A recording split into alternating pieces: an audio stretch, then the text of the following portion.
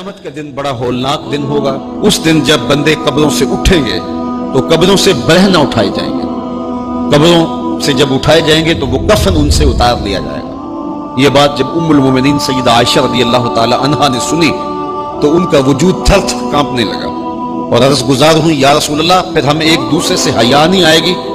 فرمایا عائشہ معاملہ اس سے بھی آگے ہے۔ مطلب کیا؟ اگر کسی کو ہوش رہا تو حیا آئے گی نا، ہوش اڑے ہوئے ہوں گے، ہول قیامت طاری ہوگا، بدن کانپ رہے ہوں گے، کلیجے لرز رہے ہوں گے، دل خوف سے پانی پانی ہو رہے ہوں گے، پتے پانی ہو جائیں گے، تو حشر کے میدان میں جب لوگ جائیں گے تو سب سے پہلا سوال جو رب لوگوں سے پوچھے گا وہ کیا ہوگا؟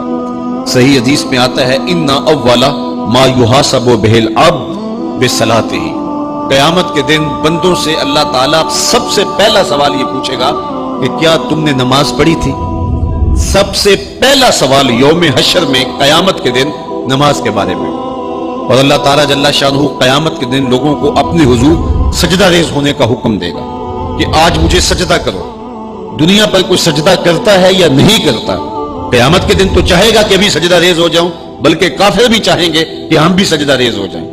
جب اللہ کی طرف سے سجدے کا حکم ہوگا تو بتوں کو سجدہ کرنے والے بھی سوچیں گے کہ آج ہم رب کو سجدہ کریں کہ اس کے حکم کی تعمیل ہو جائے، لیکن سجدہ کرنا چاہیں گے تو بے نمازیوں کی کمر اکڑ جائے گی، وہ سجدہ کرنا چاہیں گے بھی لیکن سجدہ نہیں کر سکیں گے، اور پھر رب کے سامنے جو ذلت اٹھانا پڑے گی، جو رسوائی اٹھانا پڑے گی، اس کو لفظوں کا پیراہن نہیں دیا جا سکتا۔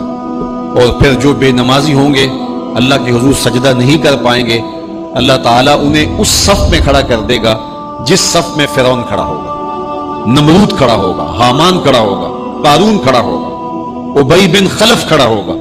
دشمنان خدا جس صف میں کھڑے ہوں گے بے نمازی کو اس صف میں کھڑا کر دیا جائے گا۔ میری لمبی تقریر نہیں، میں یہ آپ سے پوچھتا ہوں اور اپنے آپ سے پوچھتا ہوں، کیا ہم یہ گوارا کرتے ہیں کہ حشر کے دن ہمیں فرعون کے ساتھ کھڑا کر